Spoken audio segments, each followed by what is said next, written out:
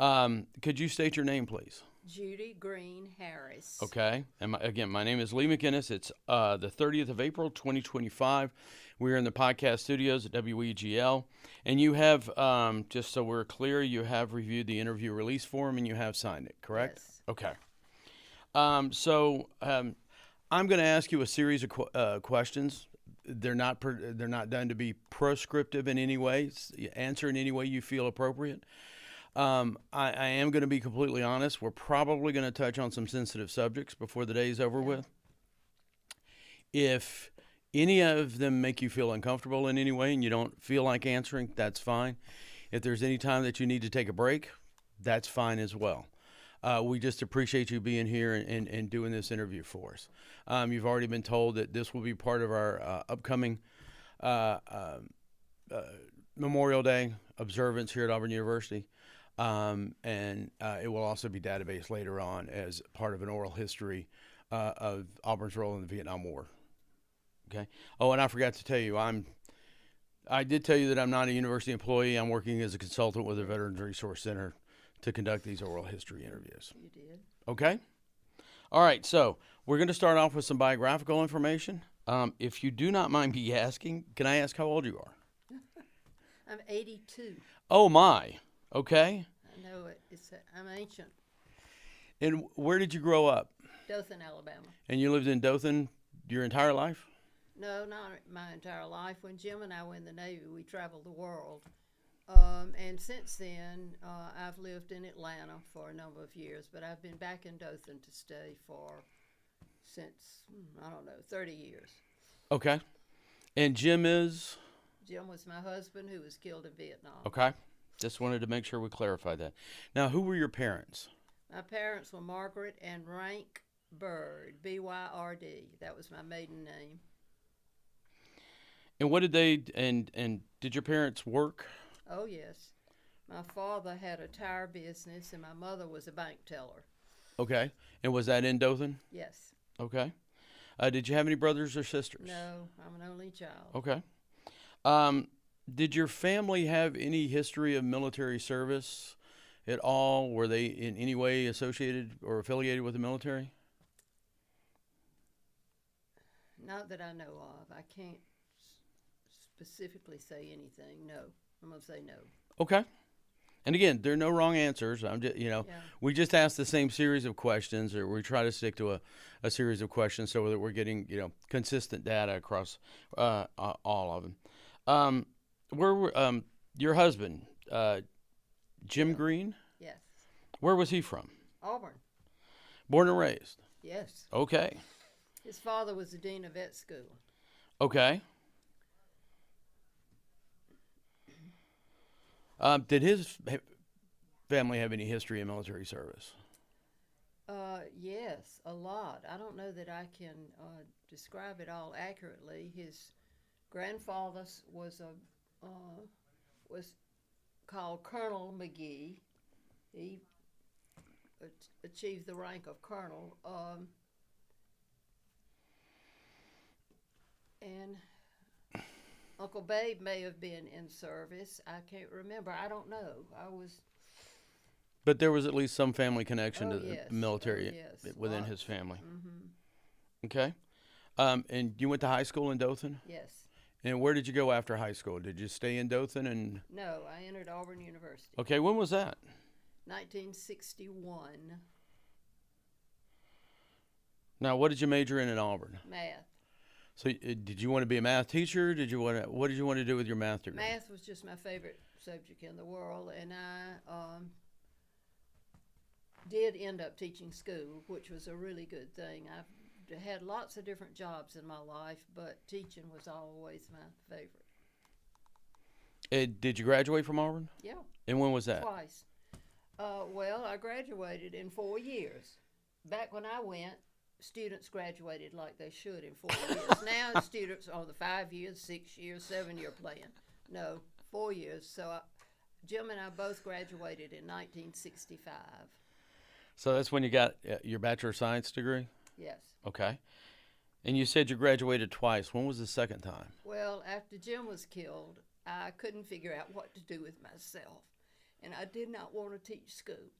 So I loved the Greene family so much that I came to Auburn and entered graduate school. And that was one of the best decisions I ever made. Well, That graduate degree has just taken me miles and miles and miles. and that was a Master's of Science in Math? Math. Mm-hmm. And when did you earn that? When Jim was killed in May of '69, so I entered graduate school in fall of '69, I guess, and then I went straight through. I graduated in 71 or 72. 72 rings a bell. I'm not sure. Okay. How did you meet your husband? On a blind date. Okay. Here at Auburn. We were both students at Auburn. Met him on a blind date. And you said you were both students. Yes. So how long after you met was it before you got married? We graduated in June of '65, and we got married in June of '65 after we had both graduated. And what was his degree in? He was on a naval scholarship, so I don't know what his degree was in, but he was on a naval scholarship and did all that stuff, and then entered the Navy as an ensign. I think a lot of us that came to Auburn on ROTC scholarships pretty much majored in ROTC when we were here. And the BA or the BS was just incidental. We were just working Right. toward a commission. Right. Did he plan on staying in the Navy for his career? That decision, he never had a chance to make that Okay. decision because he was killed exactly 4 years after he entered the Navy. After we graduated, he was killed in 4 years. Now, did you have any children? No, we never did. Okay. So you knew he was planning on going into the Navy Oh, when yes. you met him. Oh, yes. What did you think of that? Well, I honestly didn't know what to think of that. I had never had a military person in my life at all. But Jim was very interested and enjoyed everything about his getting his degree in Auburn and all the summer activities like going on cruises and whatnot with the Navy. So I admired that, and that was all a real education for me. So y'all got married in 1965. I guess Vietnam is just beginning to really push itself into the public eye. How did your parents react when you told them you were going to get married to a Navy officer? They loved Jim. He was the tallest, most handsome guy you had ever seen. And they loved him. And the issue or the idea of a military career never came up. They loved Jim, and that was all that mattered. So, what was his job in the Navy? What did he do? He was called a line officer. And our first duty station was in Key West, Florida for a year, and he was called the damage control officer. So we went to Philadelphia, to the Philadelphia Naval Base, which was the most interesting and fun experience. For him to have 2 months of training and then back to Key West to be the damage control officer. Philadelphia Naval Base was very old and very beautiful and just lovely. Just a great place. So, Key West is kind of a unique place Yes. in a lot of different ways. Yes, it was. I did not go to the Key West in the 60s, but I did go in the late 70s and early 80s. And the military community there has always been kind of unique. Yeah. What was the military community at Key West like back then? Well, close-knit. There were a lot of military people there.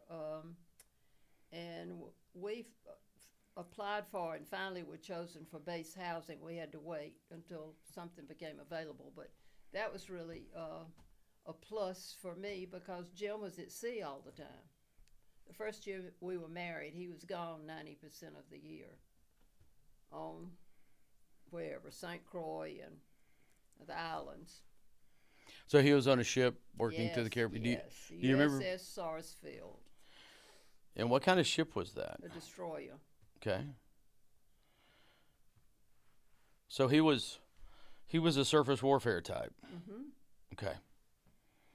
I know enough about the Navy. I worked with after I got out of the Army. I went to work for the Department of Defense, so I understand that there's aviators, there's surface warfare Right. officers, and there's submariners, and He was just called a line officer. Yeah. That's the description that I always heard.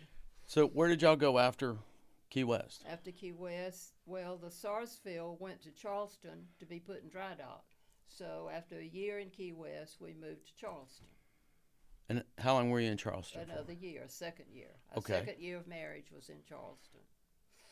I taught math at Key West High School, my first year of teaching, which was very interesting. What made it so interesting? Well, the black high school had closed the year before, and so the schools had consolidated, and nobody really knew what to do. I mean, so it was an interesting time. I had lots of support, thankfully, but my degree is in upper. I was teaching in high school, so I had big students, and I was a little young woman at the time. And then when we moved to Charleston, I taught school again because math teachers were always in great demand. Mm-hmm.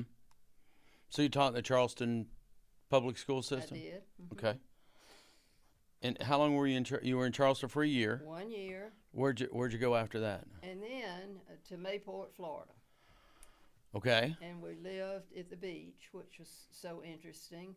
I grew up in Dothan and spent a third of my life at the beach, so I Yeah. loved that. But anyway, we found a really neat old garage apartment behind a huge wooden beach house with porches all the way around it.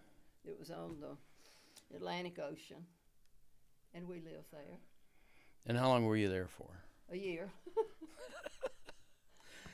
Third year of marriage was there, and then that when we were in Mayport is when he got his notice to go to Vietnam. Okay. So you've already said when he got his orders, and you were living in Mayport. Mm-hmm. I understand from the military perspective how you prepare for a deployment, but from the spouse of a military service member, how did you prepare for him getting ready to go to Vietnam? Oh, well, I moved home to Dothan, Alabama. Okay. There was no reason for me to stay at the beach for a year by myself, so I moved home, and everything in my mind was unknown. I didn't know what to prepare for. I had no idea what it was going to be like. And that was before the days of cell phones. Mm-hmm. Today, military personnel, even if they are overseas for extended duty, they talk to their wives sometime every day. Well, we were sending taped conversations, and it would take over a month for the mail to deliver those tapes. And so it was an agonizing time for me. I wanted to hear his voice so much, but that didn't happen very often. I know when I went in 2004, when I went to Iraq, we landed in Qatar, and I found a computer that day and sent my wife an email and said, call my mother. Right. And I said, and then I just thought my father was in the Korean War, and they were on a troop ship for 4 weeks going over. And the last thing I said to my wife was, I can't imagine what it was like for my grandmother, Right. knowing that her son had gone. I feel so much compassion for everybody. So, when was the last time you saw him before he deployed? Well, he was first sent to Vallejo, California for language school. That's on the northern edge of the bay, San Francisco Bay. Mm-hmm. So we lived there for 2 months, which was perfectly beautiful, and enjoyed the San Francisco city because back then it was just pristine and beautiful and wonderful. And I could drive all the way. I could go by myself shopping and whatever, which was just a great pleasure. But so we spent 2 months there, and then he had 8 weeks of duty in not San Diego, Coronado Island for survival training. They dropped him off in dense woods somewhere, and I think he was given a knife, maybe, and he was left there to fend for himself for 2 weeks. So that was really something. I picked him up, and he was skin and bones. He had lost so much weight because he was real tall. Yeah. And not eating much of anything for 2 weeks. But anyway, it was an interesting time. But we loved the San Diego area, so much to offer there. And Coronado Island is absolutely wonderful. We lived on the island. So from there, I took him to the airport to go to Vietnam. And he flew out from San Diego. Right. Okay. So a surface warfare officer doesn't need survival training, doesn't need language training. What was his job when he got to Vietnam? He was the XO of a squadron of river patrol boats on the Saigon River. So he was in doing riverine operations. Right. Okay. And he, did paperwork and scheduling and that sort of thing for this little squadron of people.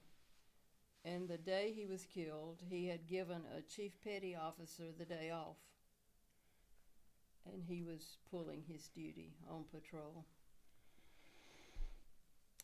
Because Jim was so tall, he was a sitting duck. I mean, and besides that, they knew he was a lieutenant. He was a lieutenant by then. The Viet Cong knew he was a lieutenant, and it would be a great prize to kill a lieutenant. So that's what happened. So how often did you've already talked about how you communicated. You would send tapes back and forth. Yes. How often did you hear from him? Not often enough because he would send them, but they would be, the mail would, it could be a month. Mm-hmm. It was excruciating. I was just miserable. But I was teaching school in Dothan and living with my mother, and she was a recent widow, so I had a plate full for me and Dothan. But I sure did miss him. So you talked about your mother. Again, Vietnam was different than World War II.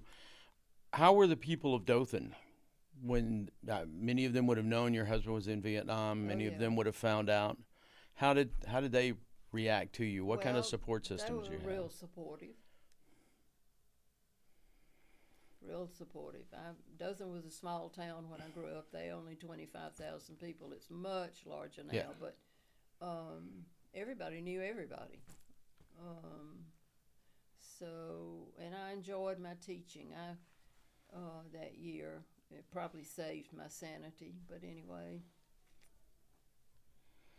Did the Navy provide you any support while he was gone? I don't recall that they did. It was a small naval installation at Panama City. Mm-hmm. Not Tyndall, but Tyndall is not Navy. But anyway, a little naval installation. But the only association I had with them was after he was killed. Okay. Did you have any thoughts about the war in Vietnam before he went? Did. It was such a troubling time in the country because the country was so divided over it, and most people thought the war was ridiculous, and why would you do such a thing? And anyway, everybody was very respectful of me, which I appreciated so much. But Jim believed in it. He was willing to go, and he believed in it.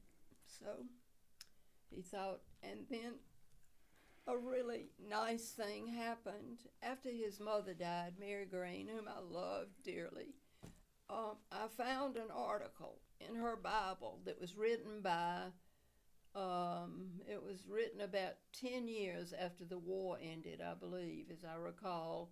Anyway, it was a newspaper article written by somebody in the Brookings Institute in California. And the article was about what good the Vietnam War did. And I was so thankful to see that article. Somebody had given it to her. But anyway, the person who wrote it, and I wished so much, I've got to figure out if that was somebody I might have known. But anyway, his point was that the Vietnam War stopped the spread of communism to Thailand, Laos, Cambodia, stopped it. So it was nice for me to read that, because nobody in this country thought the Vietnam was, the people in the country just hated it and constantly had, well, anyway, that's enough of that. Oh, you could. Well, they constantly demonstrated, anti-war stuff, and so I tried not to pay attention to it. I would listen to the CBS News every night, because they would always give, Walter Cronkite would give the news of the war. Mm-hmm. And it was always about how many people had been killed and such as that. But when I did hear from Jim, I knew sort of what was going on. He got to Vietnam in 1969.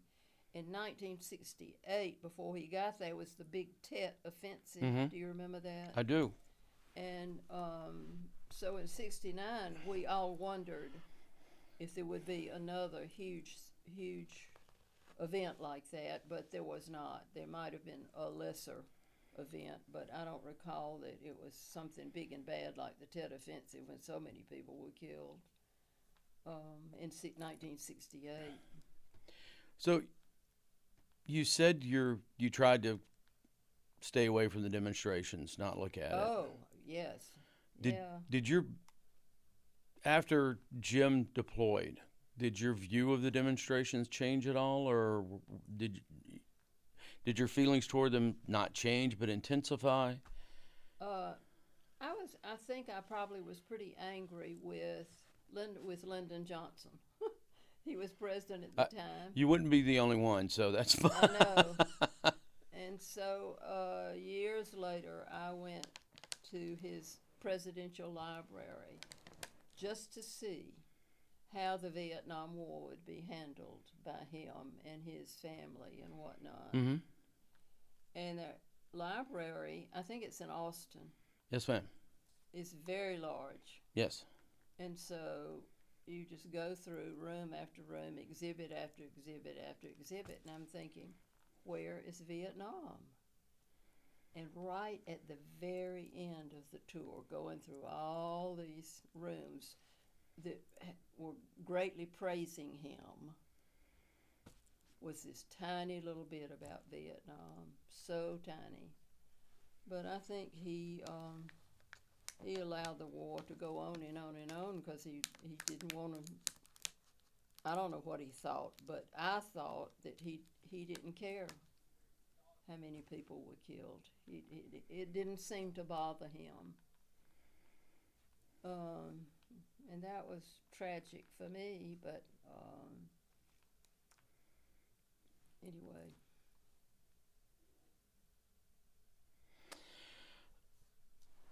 So, what do you remember of the day you were notified Jim had been killed? That was a terrible day. I was at school where I was teaching, an elementary school, and I came out of the office where the principal's office was. I came out into a hallway, and down the hall were coming toward me two naval officers in dress blues. What was your first thought when you saw that? Oh, I knew immediately. They were coming to tell me he'd been killed. Immediately knew that. It was terrible. It was really terrible. Were they able to give you any details of what had happened, or did they just simply tell you that he had been killed? I don't recall they're giving me any details. I was so distraught they might have, but I don't recall details. They gave me the date. And how long was it from the date till you were notified? If you don't remember, that's fine. I understand this was 56 years ago. Yeah, he was killed May the 11th, 1969. I do not know. I don't recall details, but it took forever for his body to get back to the United States. Do you remember the date you were notified? I think I was notified. No. Maybe I was notified the next day after May 11th, maybe May 12th. Okay, but you were notified right away, fairly quickly. Yes. Okay. So you don't remember if they told you anything the two Navy officers in the school told you anything about the circumstances of his death. When did you find out? I mean, you've already given me some details. He replaced a petty officer on the crew that day. Right. When were you? How long did it take you to find out about the details of what happened? I honestly can't remember that. I don't know who even told me that he was. Maybe I got a letter from the CO of the little squadron. Maybe I would have to look back. I don't know how I garnered that knowledge, but it all made perfect sense because he was so tall and would have stood out. Anyway.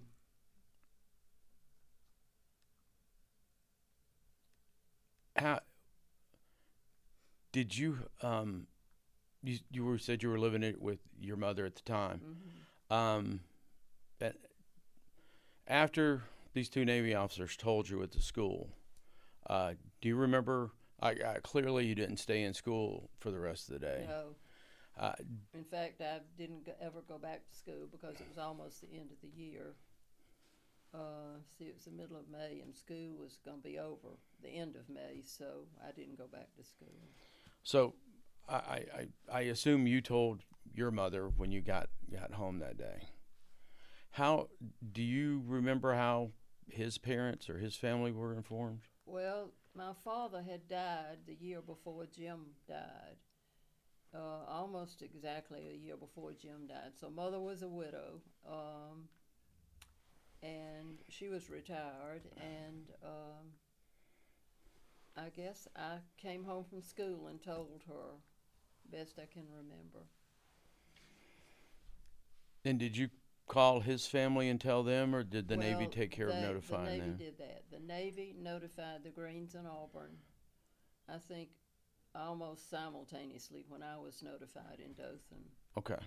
Mm-hmm.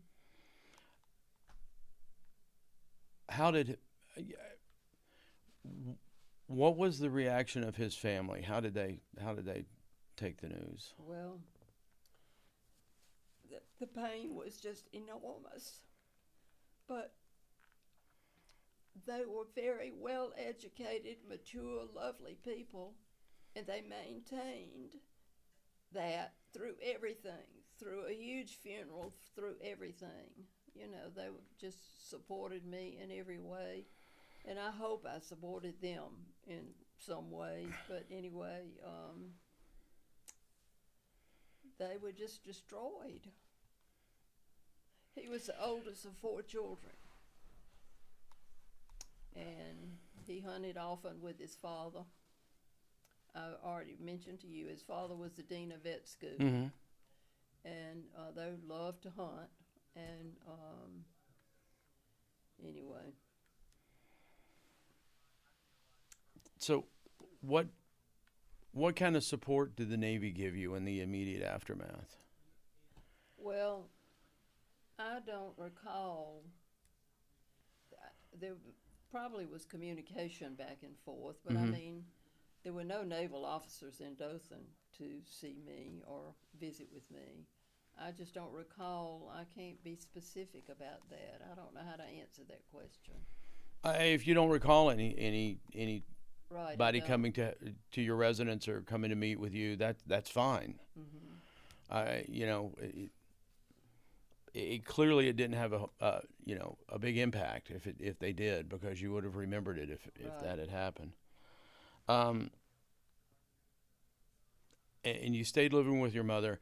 How long did someone reach out to you to explain what your benefits were going to be, what you were entitled to after that, or was it just you were pretty much on your own to figure out what to do? I don't recall anybody reaching out to me. I mean, I did eventually hear from the VA, but it was a while. I don't. Um,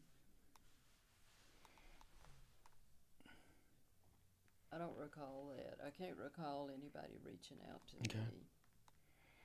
Um, you've already mentioned this. I it's one of those questions that I feel like I need to ask. You said it took quite a while for his remains to be returned. Yes, Do you remember how long it was? like 2 or more weeks. It was such a difficult time. We didn't know what to do with ourselves, and so I came to Auburn as soon as I could to be with the Greens. They were the people I wanted to be with, and the people I loved so much.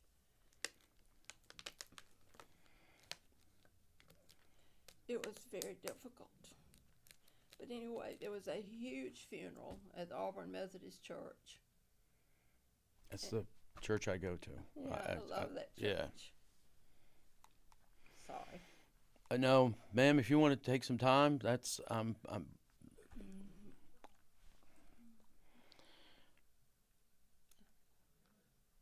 and the next question I have written here that you've already answered about 20 times already is, did you stay in touch with his family? Clearly, Oh, you did. well, that was why I came to Auburn Graduate School because they were here, and I just wanted to be near them. So you moved from Dothan to Auburn in the fall of 1969. 69, right? Um, this is a question that I'm probably going to find it the hardest to ask, to be honest with you. Um, what what did you do with his personal effects, his uniforms, the things that he left behind from his Navy career? Well, that's an interesting question because I kept looking for things that I knew he had, like a collection of pipes in Vietnam, but none of it came back. Um, and I eventually inquired about what happened to his things, but I never got an answer. So I did not have uniforms, naval uniforms, to deal with. I only had his clothes, his civilian clothes. Did you keep Well, anything he had from his military service, like his medals or anything like that, oh, as yeah, mementos? we have a beautiful um, display in my home with medals with his picture in the center. Okay. It's so well done, and really, Mary Greene, his mother, was the one who put all that together, and then later gave it to me.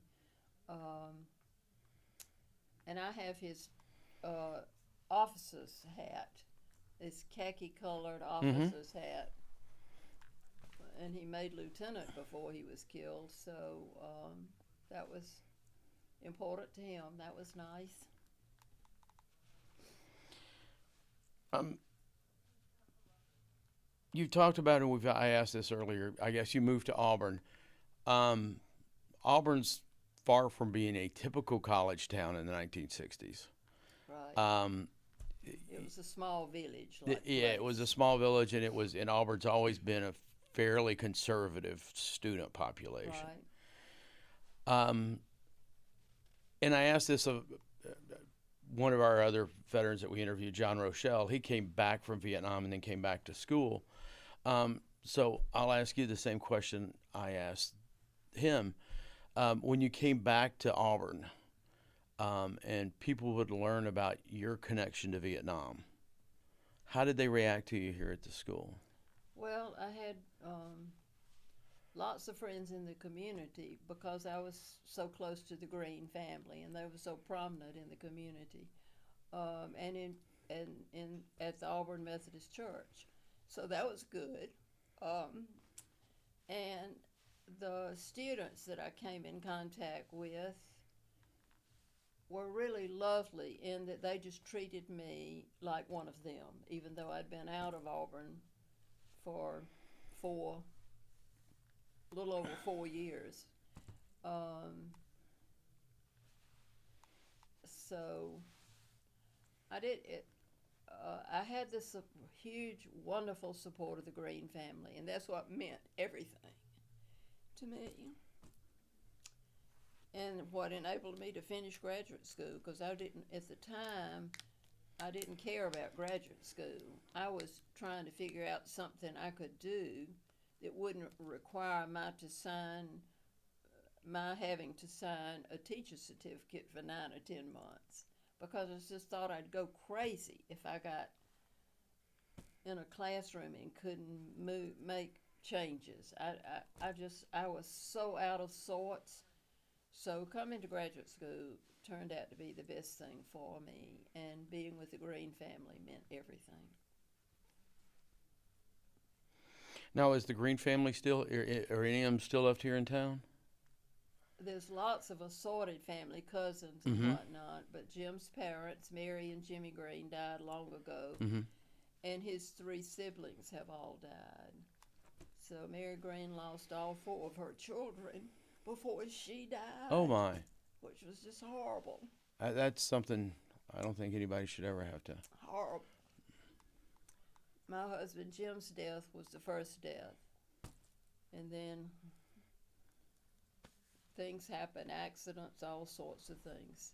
They all were killed. Have you been, um, so in the 1980s and the 1990s, being a member of a Gold Star family was not really talked about all that much, Right. um, especially after the war ended, the Vietnam War ended. Did you feel like, how did you feel about that? Well, I don't know when I even learned about the Gold Star, that I was a Gold Star wife. Maybe I got a letter. There is Fort Rucker, which now has a different name. Fort Novacell. Fort Mm-hmm. Novacell now. Huge Army base Mm-hmm. near Dothan, about a 20-minute drive. And so I have had full privileges there, Mm-hmm. shopping and all of that, which has certainly been nice all these years. But there is a group, small group there that reaches out to veterans or spouses, surviving spouses. So I occasionally get a letter inviting me to something at Fort Novacell, but I never have gone. I've been so busy with life in Dothan, and I really chose not to go. I just didn't want to do it by myself. So, and I don't know how I even learned about a Gold Star wife, but I've only become familiar with that situation in just the last few years. But I am one. I raise my hand. I am one. I learned about it young because my father was of that generation that was in World War II in Korea, and he lost friends in both of those wars, and he was in one. So I knew that friends of his parents were Gold Star parents. But Right. I know people that when they found out about Gold Star family members in 2003, 2004, I had to explain it to them as well. So it Right. was sort of laid aside, and people moved on. And That's right. yeah. Um, did you go back? I mean, you came to Auburn. Um, After that, Where did you go to? After I got my graduate Mm-hmm. degree, I went back home to Dothan because I still was out of sorts so much I couldn't. Well, my friends wanted me to move to Atlanta, where my two best friends were living that I grew up with in Dothan, but I just chose to go back home to the familiar. Yeah, And of that course, makes perfect sense. right, and with a second degree in math, I got a teaching position immediately. Uh, so that was a good thing. But You were I ready to was, go back to teaching at that point? yeah, I was. I was ready to go back to teaching. I loved teaching. And, I'm so mad with the state of Alabama. Again, I'll tell you, probably lots of people are. Well, I put my teacher certificate on in dry dock in Montgomery Mm-hmm. when I was at a period in my life, a year, 2 or 3, that I knew I would not be teaching. I didn't want to pay all the fees associated with it. So I sent my certificate to Montgomery. And then when there were changes in my life and I wanted to teach again, I tried to retrieve that certificate. And Montgomery said, the State Department of Education said that I would need to reinstate my certificate, I would need to earn 3 graduate level math courses to update me. Well, I couldn't get graduate level math courses in Dothan, Alabama. I would have had to move to Auburn, move to Tallahassee, whatever, to get graduate level math courses. I just thought that was insane. And I was a really good teacher. I really loved teaching. Mm-hmm. High school and middle school. But anyway, it didn't work out. So I never taught another day because I couldn't get my certificate approved. So what did you do instead of that? Oh, I've done all kinds of things. When teaching did not work out, and after graduate school, I started my own little corporation. I became a one-person corporation, and I leased and sold durable medical equipment. That's a change of direction. Yes, it was. But I'm so gregarious. I adapted, adapted quickly because it was amounted to working with people. But I had to call on doctors and show them this equipment and what it would do and how I could help their patients. And then I would have wait for them to send me a prescription. Mm-hmm. Once I got the prescription, then I had to do all the insurance paperwork. So I was the one person doing everything. So I would go meet patients at the hospital or wherever they were and set them up on this equipment and then file the insurance. And right at first, I couldn't get anybody to pay me for it. But then Medicare did and private insurance companies did. And I had that little business for 12 years.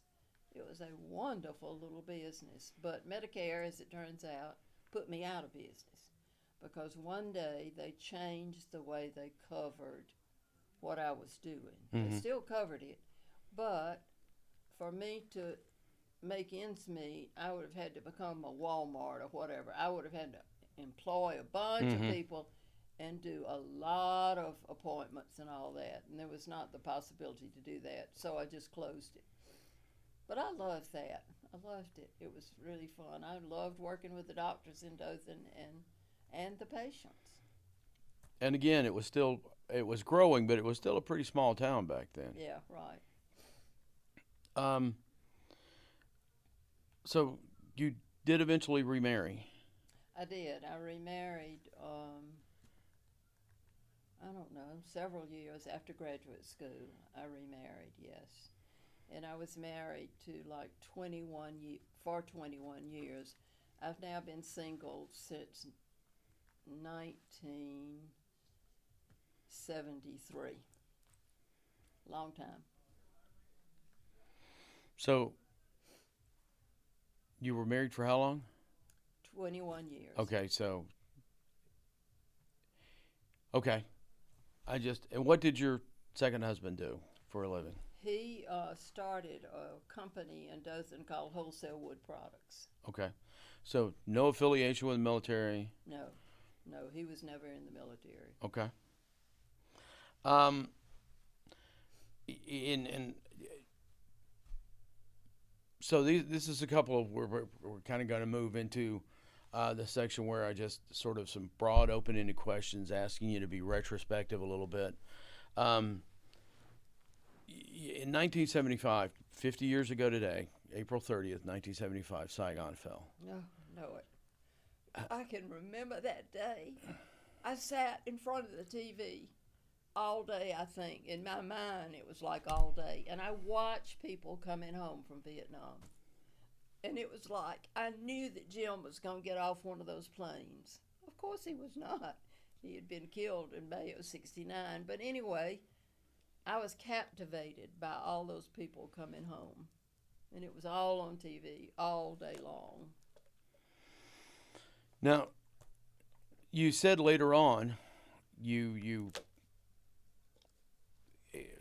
sort of understood that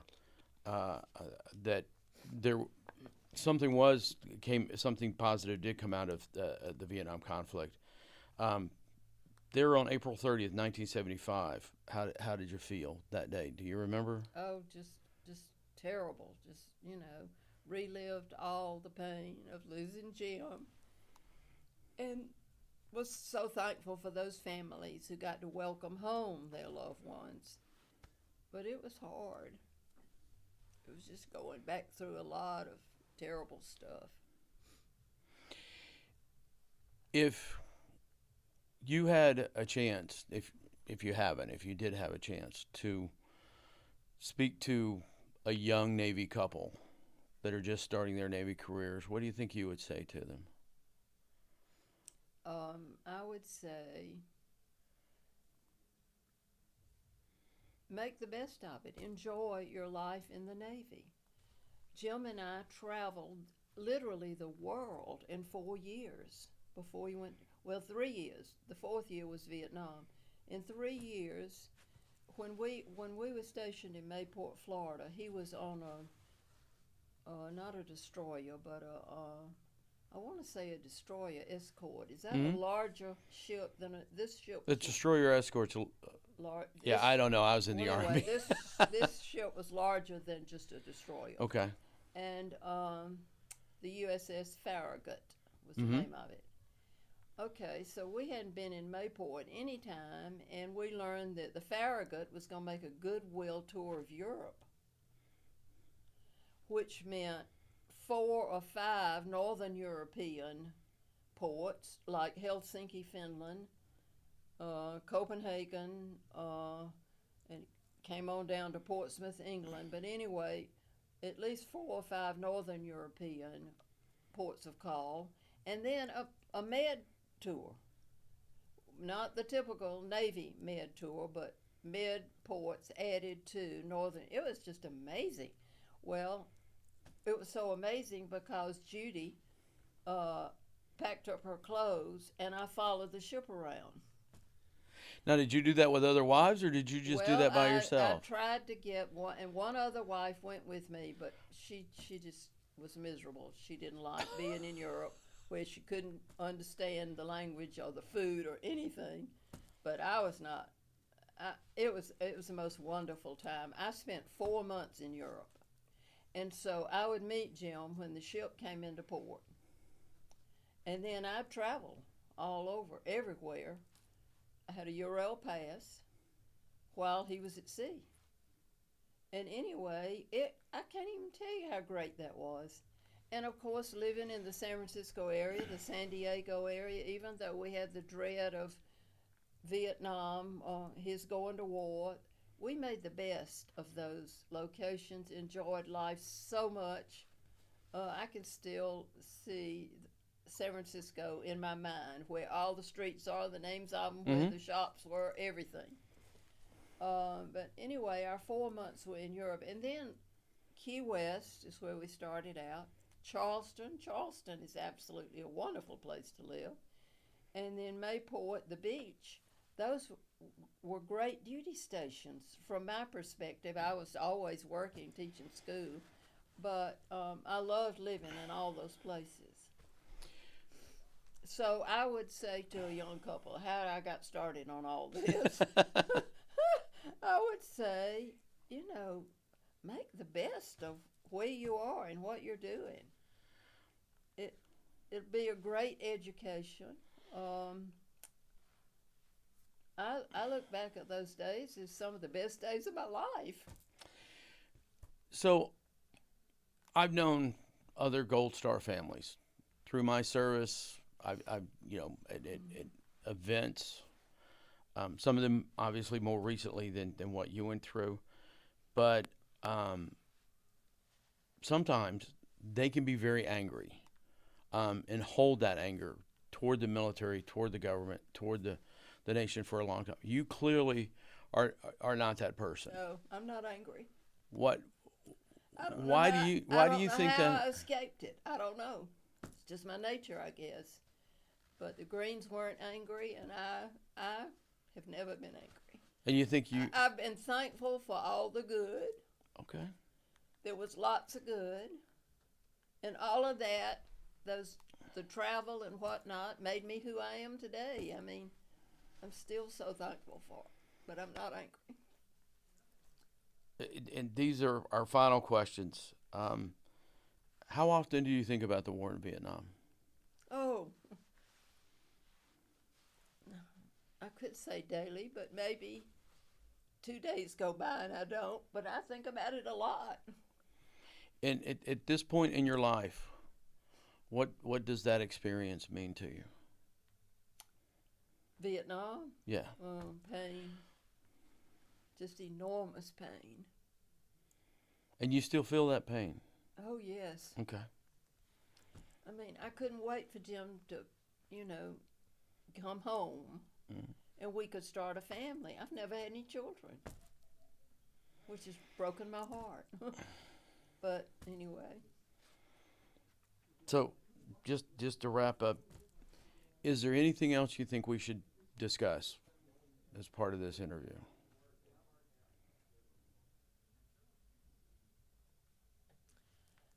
I don't know, but I am thankful for my past. You know, losing Jim was the worst thing that ever happened, and we can't change that. The Greens and I both decided we were going to put one foot in front of the other and make the best of life, and that's what I've done. Okay. Is there any questions you thought I was going to ask that I didn't, or you wish that I would have asked that I didn't? No, I can't think of any. I couldn't. No. Mm-mm. Okay. Mm. So before we close out the interview, is there anything else you want to say?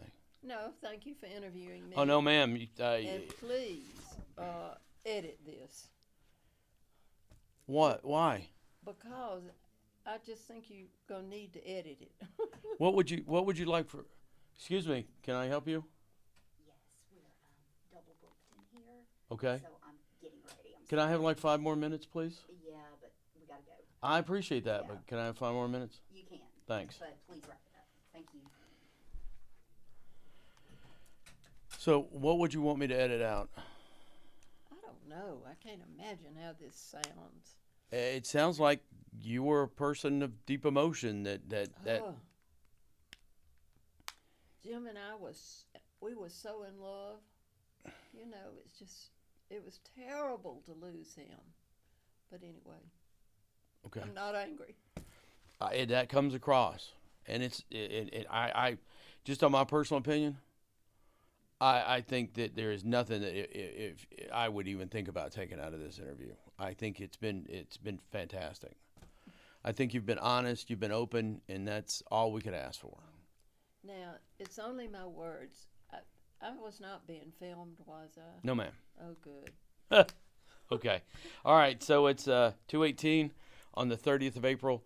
I'm Lee McInnes, and I'm concluding this interview with Judy Greene Harris. And I thank you for participating.